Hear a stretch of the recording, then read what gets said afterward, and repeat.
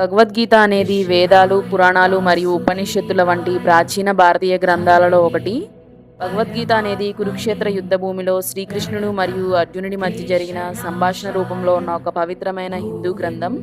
ఈ జీవితానికి ఒక మార్గదర్శినిగా పనిచేస్తుంది. కురుక్షేత్ర యుద్ధం వంటి క్లిష్ట పరిస్థితుల్లో కృష్ణుడు అర్జునుడికి చేసిన ఉపదేశం నిజ జీవితంలోని సమస్యలను ఎలా ఎదుర్కోవాలో నేర్పుతుంది. ఈ గ్రంథం స్వీయ జ్ఞానాన్ని, అంతర్గత శాంతిని పెంపొందిస్తుంది.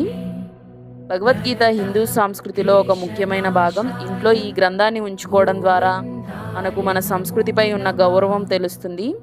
భగవద్గీత ధర్మం, భక్తి, జ్ఞానం మరియు కర్మయోగం వంటి విషయాలను అన్వేషిస్తుంది. ఈ అంశాలు మన నైతికతను మరియు ప్రవర్తనను మెరుగుపరుస్తాయి. అందుకే భగవద్గీతను ఇంట్లో ఉంచుకోవడం ఆధ్యాత్మికంగా, వ్యక్తిగతంగా ఎంతో ప్రయోజనకరంగా ఉంటుంది. లైక్ చేయండి, షేర్ చేయండి, అలాగే మా ఛానల్ని సబ్స్క్రైబ్ చేసుకోండి. జై శ్రీకృష్ణ. ఓం నమః శివాయ.